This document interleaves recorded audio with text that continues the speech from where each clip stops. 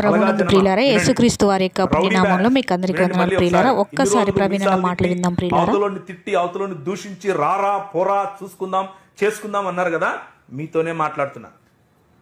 ఇప్పుడు మీ డాడీ ఏమంటున్నారంటే మనకు రికార్డింగ్లు వద్దు అంటున్నారు, మనం పబ్లిక్లోకి వెళ్ళొద్దు అంటున్నారు. అర్థమవుతుందా మీకు? తెలుగు భాషలోనే మాట్లాడుతున్నాను. మొన్నటి దాకా ఎవరైతే తొడలు కొట్టి జెండు బాంబు పూసుకుని పిలిచారో అందరినీ, ఇప్పుడు ఏమంటున్నారంటే మనకు రికార్డింగ్లు వద్దు అంటున్నారు.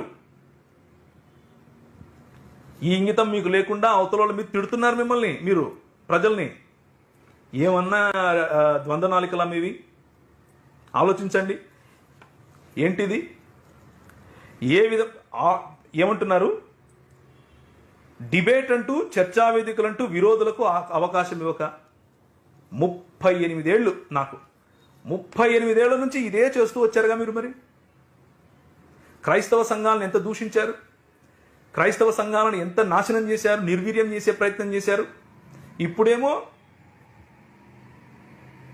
తాటిని తన్నేవాడు ఉంటాడంటే తల తన్నేవాడు ఉంటాడు అన్నట్లుగా మిమ్మల్ని ప్రతి ఒక్కరు ప్రశ్నిస్తున్నారు. నేను కాదు, యంగ్ పీపుల్, యువత ప్రశ్నిస్తున్నారు మిమ్మల్ని. ప్రశ్నిస్తుంటే ఇప్పుడు మీకు డిబేట్ వద్దు, చర్చా వేదికలు వద్దు అని అంటున్నారు. పర్వాలేదు, పరిమితి గల సభ్యుల సమక్షంలో ప్రేమపూర్వక వాతావరణంలో సంభాషించి మీకున్న సందేహాలను నివృత్తి చేసుకుంటారు అని. పరిమితి గల ఓకే, ప్రేమపూర్వక ఓకే, మాకున్న సందేహాలేంటి? మాకు సందేహాలేమి లేవు, మాకు సందేహాలేమీ లేవు. మళ్ళీ చెప్తున్నాను, రౌడీ బ్యాచ్కి చెప్తున్నాను, మాకు సందేహాలు లేవు. మీరు దారి తొలగిపోయారు, బైబిల్ నమ్ముతాము అంటూనే బైబిల్ను చెడగొడుతున్నారు, క్రైస్తవ సంఘాన్ని చెడగొడుతున్నారు. అలా చేయకండి నాన్న అని చెప్పడం కోసమే ఈ చర్చ. మాకు సందేహాలేంటి? తండ్రి కుమార పరిశుద్ధాత్ముడిగా ఒక దేవుడు ఉన్నాడు అన్న విషయంలో మాకు సందేహం లేదు.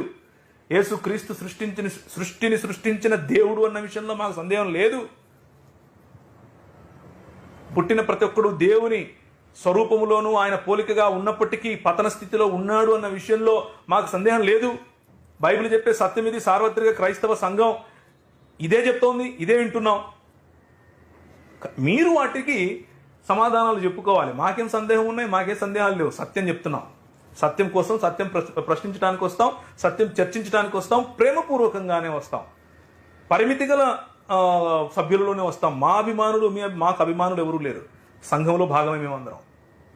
మారు మనస్సు కలిగి ఉన్నవారు కలిసి మాట్లాడుకోవటానికి చేసేటటువంటి ప్రయత్నం ఇది.